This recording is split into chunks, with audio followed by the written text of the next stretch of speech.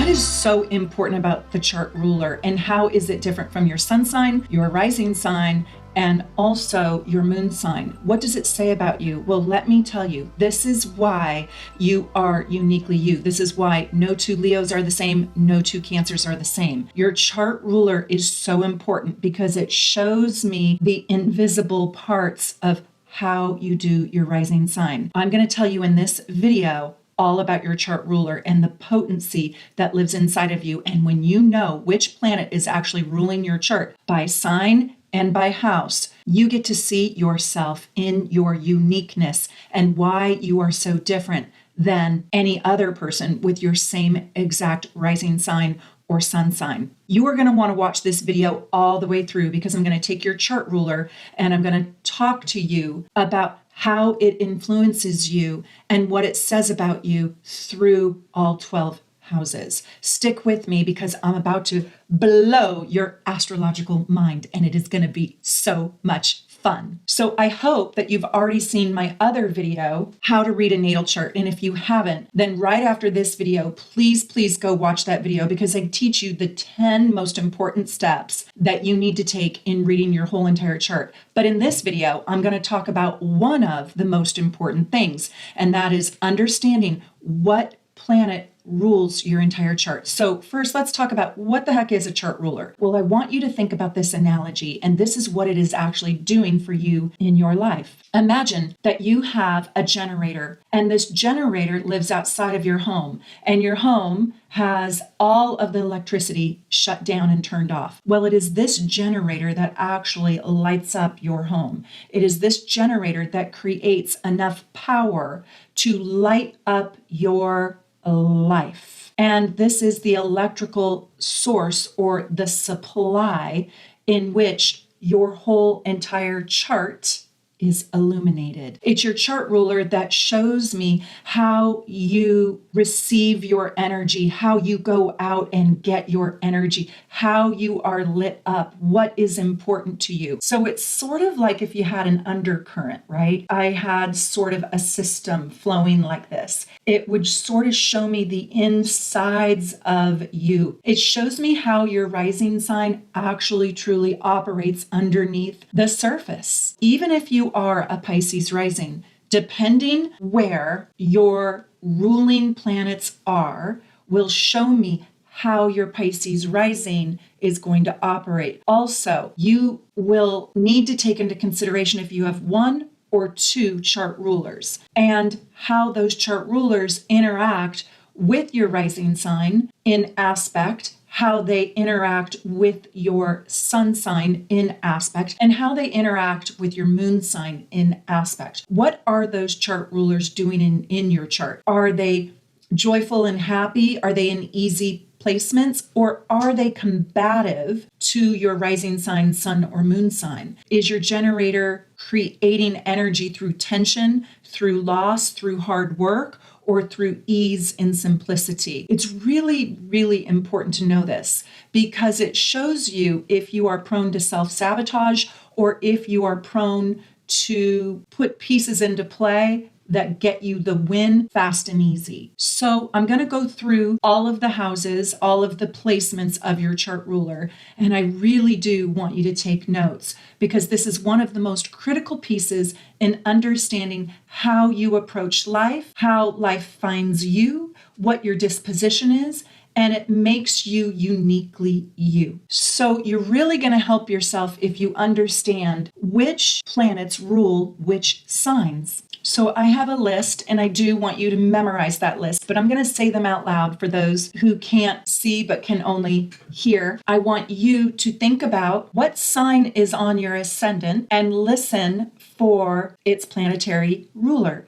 So if you have Aries on the ascendant, well, Mars is your planetary ruler. I want you to go look in the chart and tell me where Mars is by house. Which house is it in? And which sign does it sit in? That's very important. Taurus is ruled by Venus. Gemini is ruled by Mercury. Cancer is ruled by the moon. Leo is ruled by the sun. I'm giving you your planetary chart ruler right now. Virgo is also ruled by Mercury, Libra is also ruled by Venus. Scorpio is ruled by Mars and Pluto. Sagittarius is ruled by Jupiter. Capricorn is ruled by Saturn. Aquarius is ruled by Uranus and Saturn, and Pisces is ruled by Jupiter and Neptune. Go find out where your chart ruler sits in your chart by house and by sign. Now, this is a special note to anybody who is a Scorpio, an Aquarius, or a Pisces. You, my friends, will have two co-ruling planets. So you will have not one, but two chart rulers. Now, I also want to say a little tiny side note for everybody who has a planet on the ascendant, and some people have up to 3 planets on the ascendant. Those also act as chart rulers, and sometimes they're in the 12th house and sometimes they're in the 1st house. But if you have a planet within 5 to 7 degrees of the ascendant, either in the 12th house or the 1st house, those will also be considered co-chart rulers. I'll give you an example. This person right here has a 4-degree Leo ascendant, and you can see very clearly that they have Pluto at 2 degrees Leo in the 12th house. This is going to be a prominent planet, and it could be considered a chart ruler because it is sitting so close to the ascendant. So anything within 7 degrees of this 4-degree Leo, either up here in the 12th house, we know that each sign has 30 degrees, so we have to count backwards by 7. So we would go 4, 3, 2, 1, 29, 28, 27, 26. That's 7 degrees of the sign previous to Leo, which is Cancer. So anything between 27 degrees Cancer and 4 degrees Leo in the 12th house would be considered a chart ruler. And look, he's got 2. He has got Chiron and Pluto. So those are going to be 2 chart rulers. They're going to be highly, highly influential because they are so close to the ascendant. They act like Siamese twins with the ascendant, and they enmesh into the ascendant like this. So those get thrown into the bucket. Now he's a Leo rising. So what is the planetary ruler of Leo? It's the sun.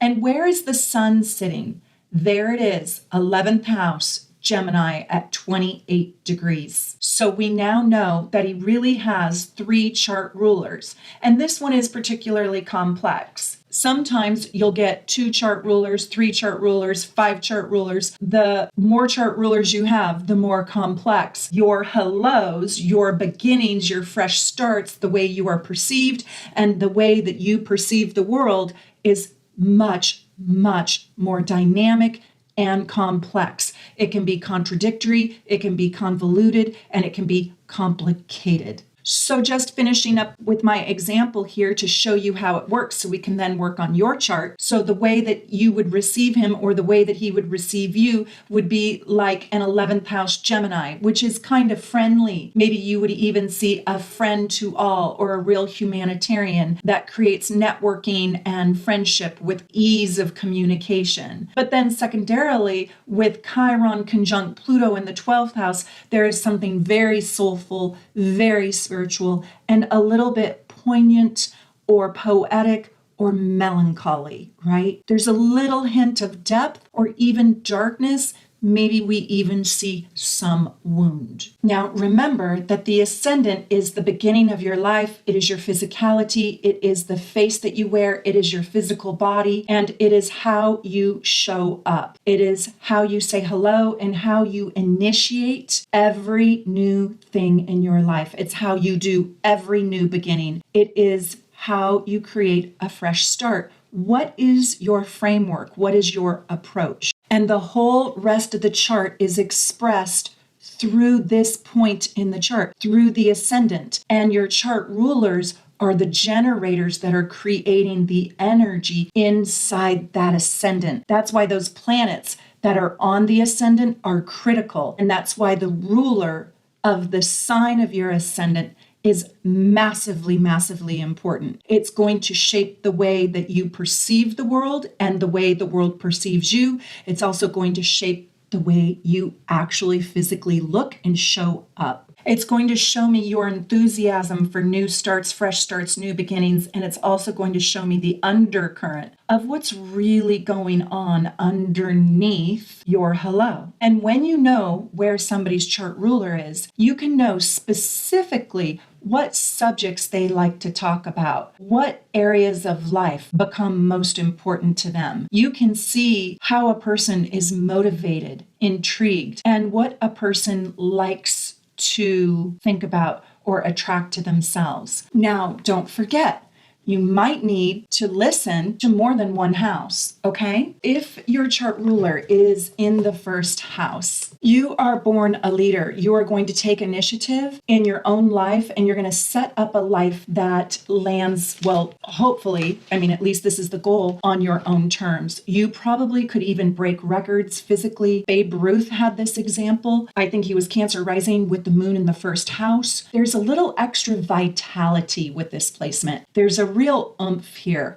And you oftentimes can become a champion of sorts. You probably are an incredible dynamic leader where you go forward and you blaze new trails that other people, like a record to break or a trail to blaze that another person will follow in your footsteps. There's some sort of element of confidence. You know who you are, you like who you are, and you put yourself fully, wholly, and in a raw way out there in the world for the world to figure out how to deal with you. There's a little bit of an egocentric quality to this placement, meaning these people are sure of themselves. These people come with an extra dose of confidence. Putting your own desires, your own wishes, your own hopes, and your own dreams squarely in front of you is like the most important thing to you. And you'll see that there is such a drive to accomplishing your goals that you kind of are unstoppable. Usually I find people with the ruler in the first house to have pretty happy childhoods, or they at least felt important, seen, heard, and invested in. Unless, I will say, if you are Scorpio rising and you have Pluto really, really close to the ascendant, I would say that might twist the story up a little bit. But what I want you to do is look at that chart ruler in the first house, and if it sits in harmony to your sun and your moon, well, that's like a triple threat. Success will probably find you through great leadership, and you will probably feel really seen, really heard, and really invested in this lifetime. This is really quite a wonderful placement. Also, I want to tell you that you pretty much look like that sign. So if you have the ruler, let's say you're Aries rising and you have Mars in the first house in Aries, well, you probably really look like an Aries. I'll also say another thing. If this is not your sun sign, if you're Aries rising with Mars in Aries, but you have a sun in Pisces, this placement could actually eclipse your sun sign placement. You could feel this more strongly than feeling like your sun sign, because this is the strongest placement for your chart ruler in the first house. That is, this is the strongest placement out of all 12 houses. If you have your chart ruler in the second house, this is somebody who is very, very financially driven and somebody who would probably be very good with financial investments, investing in anything that creates more self-worth. Now, if this ruling planet is in conflict with the sun or the moon, well, that's going to skew this story. But if it's in harmony with the sun, moon, or other benefic planets in your chart, well, this really gives a giant financial boost. And this also gives a lot of self-esteem in a little bit more of a low-key way, like there's a reserved quality to this placement. This isn't flamboyant. This is just somebody who is so rock steady. They have developed an important foundational piece to their life. They have probably become a great anchor in their own world, where there is a lot of self-reliance. This is a person who isn't just going to rest on their laurels, but will probably build something of importance over time. And there's a great deal of loyalty. And like I said, a reserved quality here, like the strong, steady type. This is somebody who also is probably quite beautiful and has a quiet beauty about them. Somebody who has an elegance, well-mannered, and kind of refined, and can easily make things more beautiful, more harmonious, wherever they go. They create comfort. These people are very dependable. Can you relate to this? Now, if you guys really, really want to learn about your rulers and the rulers of every single house, every single one of your houses has a ruling planet.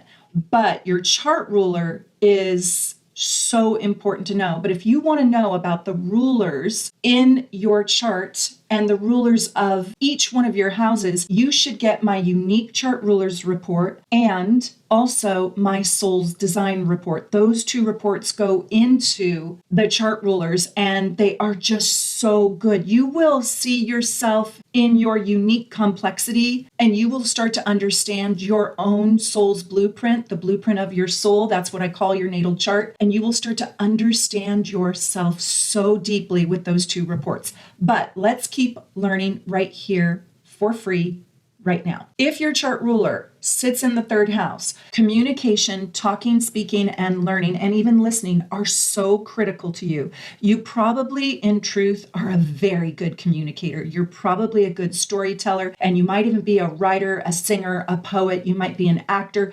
some sort of international speaker or just public speaker, but communicating with people is probably really important to you. You probably have gargantuan curiosity, want to learn everything. Your mind probably doesn't ever quit, and you probably have a lot of ambition around learning new things. I'm going to tell you, you are not boring. One thing about you is you are not a snooze fest. Is that true? Does everybody say that you keep them on their toes? Like, oh, it's never a boring day without Meredith in the house. Just kidding. But that's actually kind of true. But it's not about me. It's about you. Do you have your ruler, your chart ruler in the third house? Because it's kind of a big deal. You're probably interesting. You probably love traveling at least a little bit. Maybe it's domestic, but like, I don't know, the RV cross country or getting in the VW bus and traveling down Highway 101, surfing. There's a spontaneity and adaptability and a flexibility about you. I also want to tell you something else here. This is the big giant secret that not a lot of people talk about, but your siblings are probably really important to you. And you might have even had to have taken them on as a part of your responsibility. So if you have positive aspects to the sun and the moon by this ruler or the ascendant, then this is kind of effortlessly just happening to you. This is just how the current is flowing. But this can be sort of problematic if you have oppositions to this chart ruler or squares to it. It could even become like it's hard for you to speak up, or it's a little bit painful or shy, or your voice was stolen. So you have to think about it in aspect to the sun and the moon and the rising sign to know if this is easy theme for you or a hard theme for you. Which one is it? Tell me. What is your planetary chart ruler, and do you have it in the third? Also, you might have a little case of ADD, or it's hard to rest, it's hard to relax, it's hard to settle down. And if this is in negative aspect or challenge aspect, I should say, in your chart, you might even suffer from high anxiety. Okay, let's talk about the fourth house. You ready? Okay, so this tells me that there is something very, very important about your family. And honestly, it could be your mother.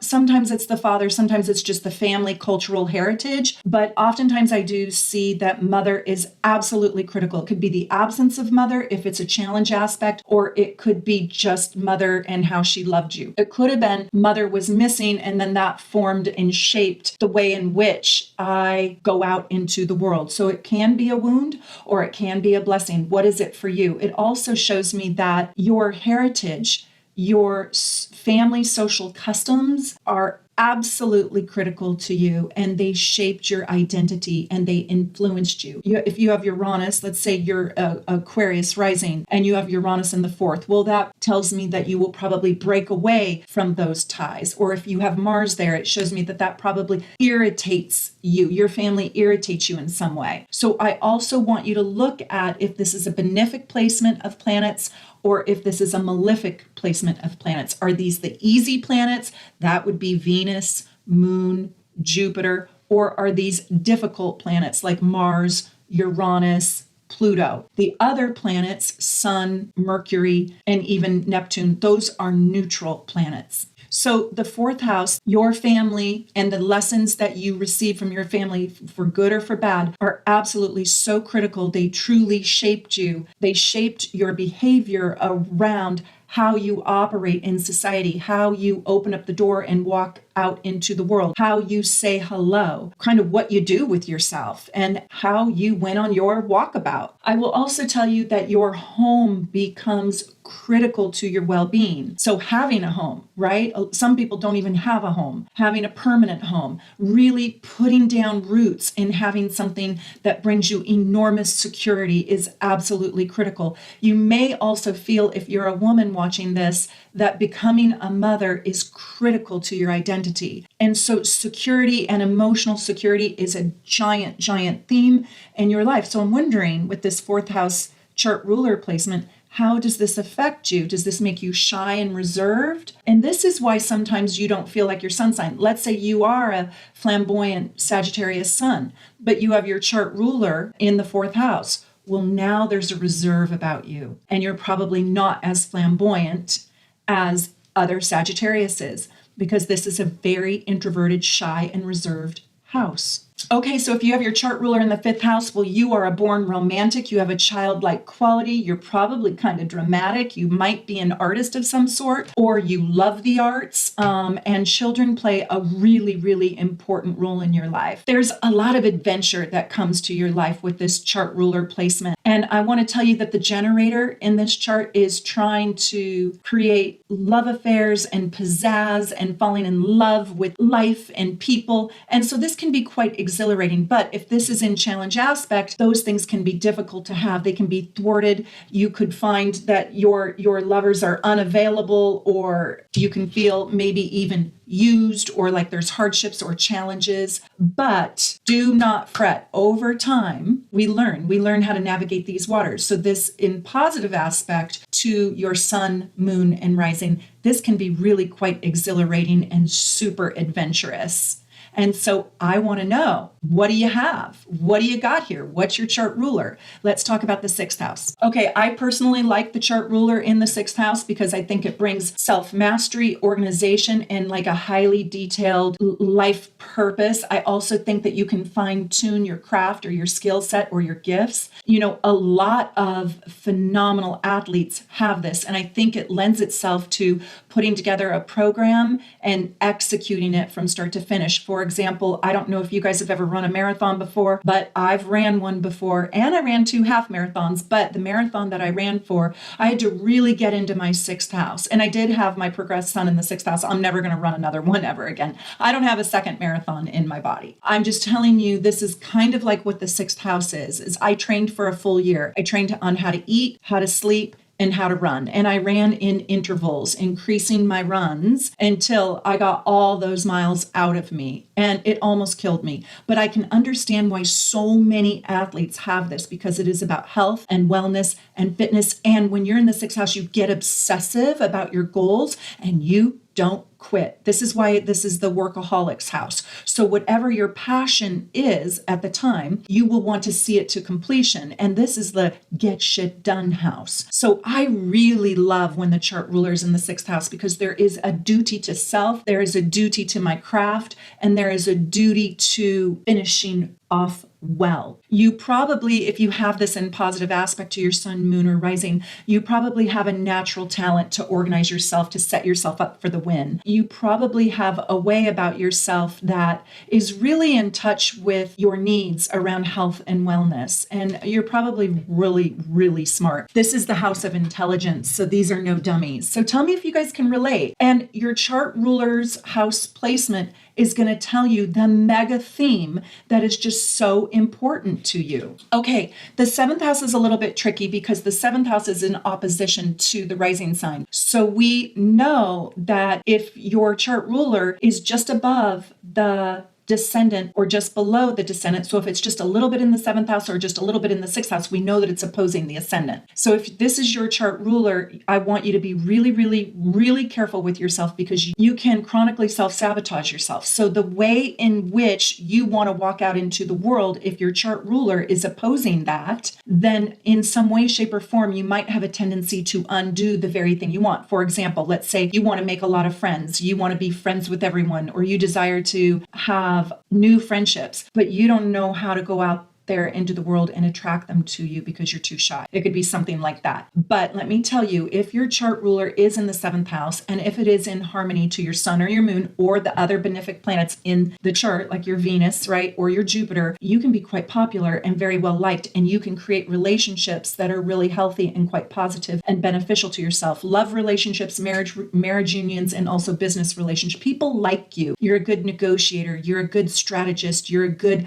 broker. You're a good deal maker. You're a great communicator. And this is the house of Venus, so you are probably very beautiful, a very lovely person who has high aesthetics and can create harmony with your words. You probably are a very good orator, a good communicator, and a good talker. Now, what I want you to do is be truthful, and if you have this placement, write it below and tell me if you have experienced this. I have found that people who have the chart ruler in opposition to their ascendant, so remember 7 degrees above or below the degree of the descendant and the ascendant. The degree of the descendant is the same exact degree as the ascendant. They're just in opposite signs. If you have that chart ruler in opposition to your ascendant, I have found that sometimes these people struggle in the early part of their life of getting what they want out of life. Like, why doesn't it come easy? Why can't I get life exactly the way I want it? And so you're going to learn by trial and error, and you're going to learn how to set up relationships that support your rising sign, not work against your rising sign. So the 7th house can be kind of tricky. There's really big blessings because you're so likable, beautiful, harmonizing. You're a strategist. You're a great communicator, but you can also sabotage the way in which the world receives you. And you can also deal with a lot of jealousy. Let's talk about the 8th house now. Okay, so if you have your chart ruler in the 8th house, well, there is something very seductive about you. I will just tell you, there is something very alluring, magnetic, and compelling. I want you to think about John F. Kennedy. He had this, President Kennedy, he had this placement, and he had a whole secret sex life. You know, he was married to Jackie O, and the world just loved her beyond measure. And that just wasn't enough for him. He had to have Marilyn Monroe too. There's a lot of sex appeal. There's a lot of charm. You probably are phenomenal with investing your money or getting people to invest in you financially. And you could also attract to yourself an inheritance with this, a large inheritance, an inheritance that really influences your life, and you like secret things. You might operate like a detective. There's a reserved coolness about you. You're probably not as flamboyant as other people who have your sign, especially if you have a sign like Leo, Aries, or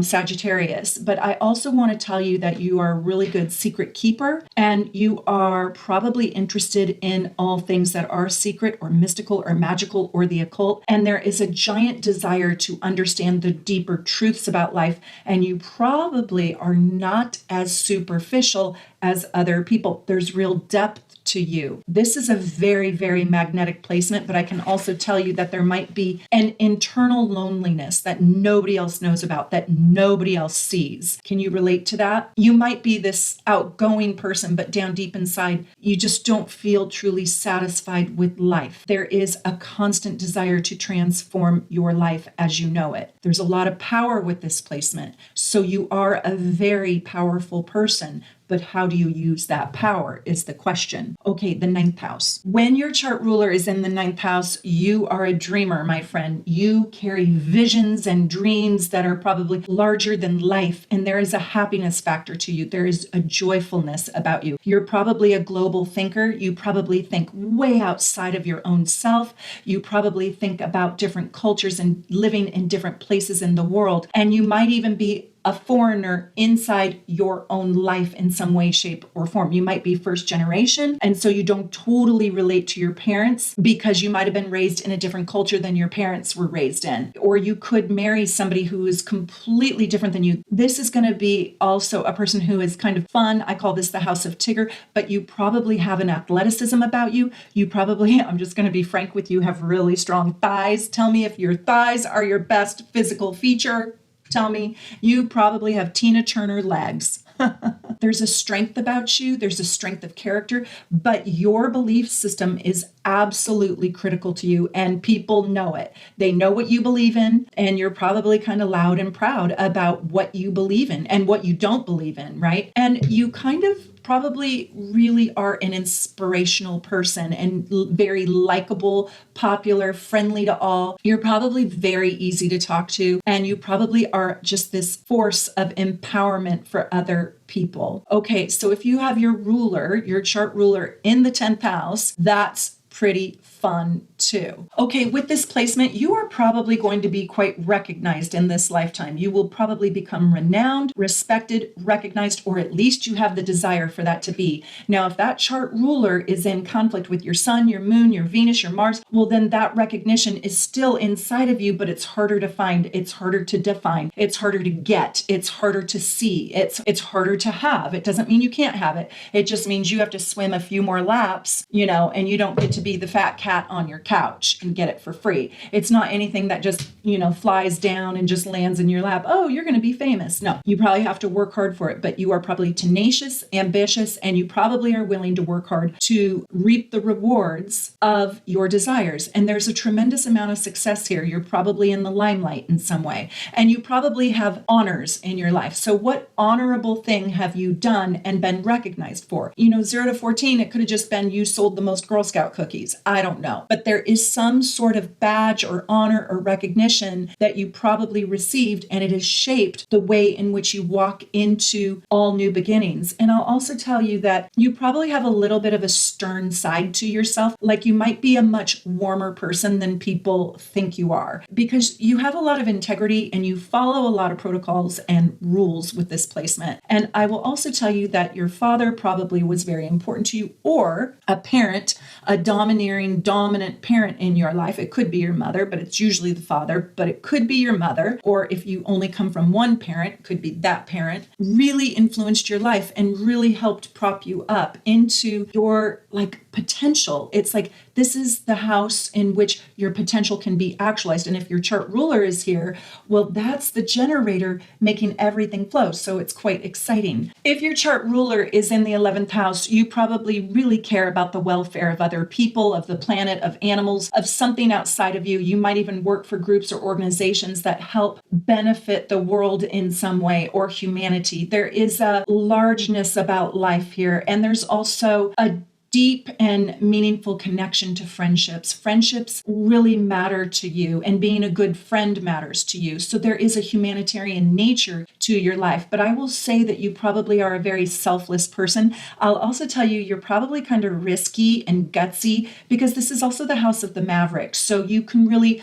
also blaze new intellectual trails, make new discoveries, invent something. You might be a technology whiz, but in some way, you're a progressive person trying to move the world forward and advance people, yourself, your friendships, society. This is a really exciting placement because you're just never satisfied with the status quo. This is a person who, if your chart ruler is here, who really wants to make differences in the world in new, innovative ways. So I oftentimes call this like the house of innovation, which is kind of like the 5th house. The polar opposite 5th house is the house of creativity. Well, this is the house of innovation. So this is where we take creativity and the advancement or the invention of something and we blend it together. So tell me, what thing in your life are you doing that is inventive, that is different, that is unique? Is it just your energy? I'll also tell you that you probably look a little different. You probably don't look just mainstream cookie cutter. There's something that is a stamp on you, either the way you dress or a tattoo or your hair color, eye color, something about you that is uniquely different from all the rest, and you like it that way. I have to tell you, we're going to do the 12th house, but first I have to tell you, my members community is growing so much, and I am going to do extended content, more teaching, and more videos for all of my members. It's only $2.99 a month, and I absolutely love and adore you. You can choose from one of 2 levels. There's also a higher level, and with that, you get your transit forecast for the year,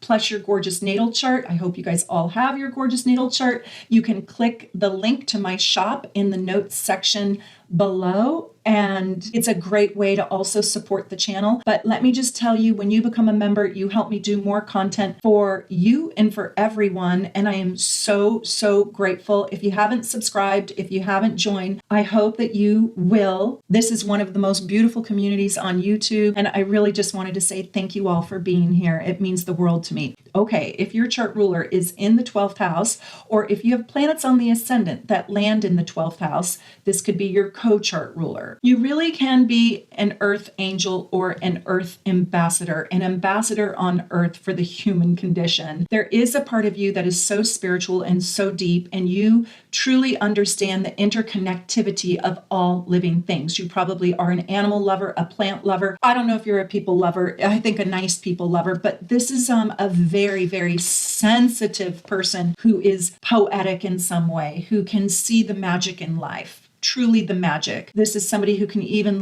sort of live in a fairy tale or escape the world quite easily. I will say though that you need a great deal of alone time, and you probably even like being alone. And you may even have sort of a treehouse that you escape to when you are a child. I'll tell you that this is a very imaginative placement, and this is somebody who is very, very soulful. This is somebody who needs tranquility and their own sanctuary, and they can't handle a lot of angry, ugly, disgusting human beings in the world. This is somebody who would be in touch with what does it feel like to live in poverty, not because you actually lived in poverty, although you may have, but because you can truly imagine it. This is the house of the empath. And so if you have your chart ruler in the 12th house, you have a giant heart. You have a bleeding heart for those who suffer. You cannot even bear the suffering of other people. You want to be, just innately, you probably are very helpful to other people, and you want to be helpful. You kind of have a gullibility for a while until you don't, right? Until you've been burned so many times. But you have a gullibility about other people, believing that other people are equally as kind and as good-natured as you are.